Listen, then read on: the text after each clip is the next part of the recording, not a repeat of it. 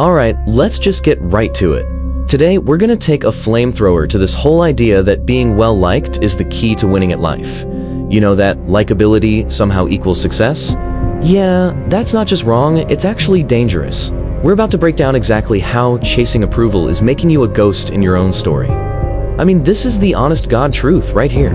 That's the real problem with being liked. Think about it. Real substance, it kind of scrapes the palate. It's not supposed to be smooth.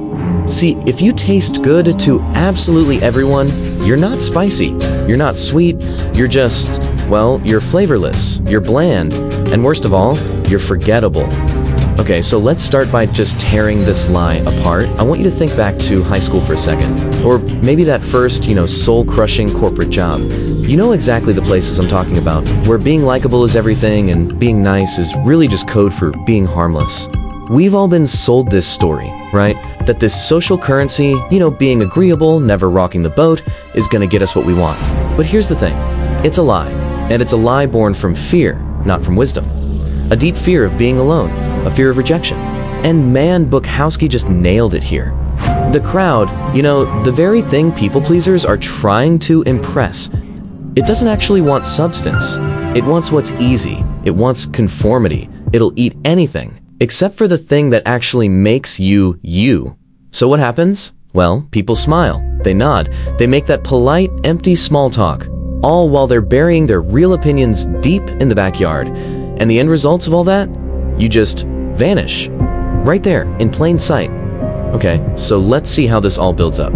It's time for a little audit, a personal one. We're gonna take a hard look at how you might have become a ghost in your very own system.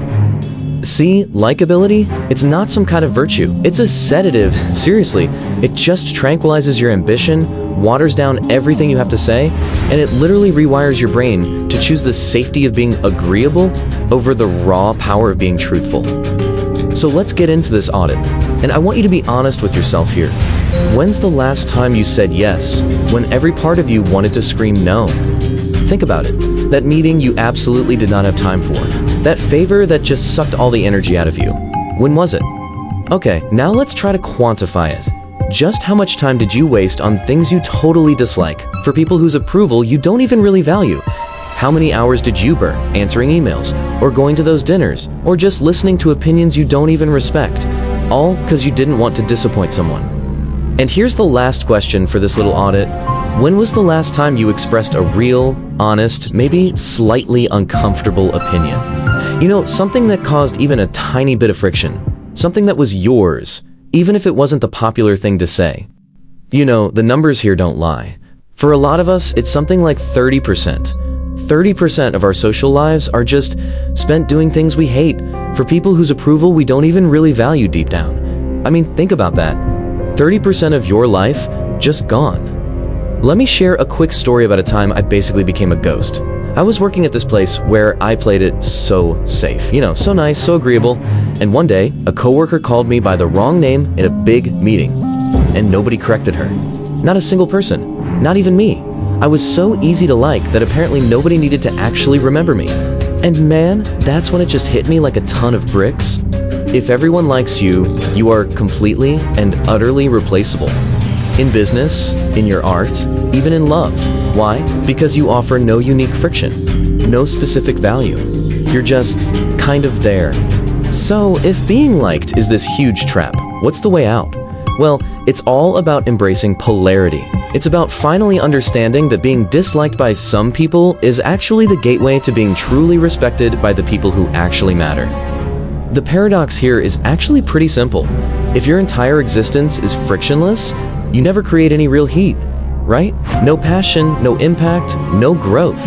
You're just coasting, stuck in neutral. Just look at the world's most magnetic figures. I'm talking about the writers, the entrepreneurs, the artists, the innovators. Were they universally adored?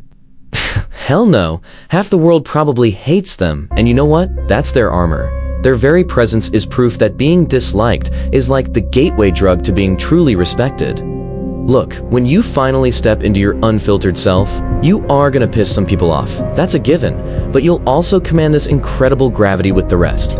Being disliked isn't some kind of failure. That is leverage. Okay, so what's the antidote to all this? Let's get practical.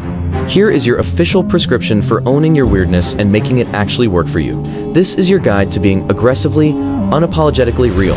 Alright, first up, pick 3 things you actually give a damn about and then be loud about them. Second, you have to systematize saying no. Just make it a complete sentence. No long scripts, no apologies. Third, focus on building real skill, not just some hollow image. Optimize for impact. And fourth, and this is a big one, stop chasing these huge, shallow crowds. Go find the people who actually get you, your tribe.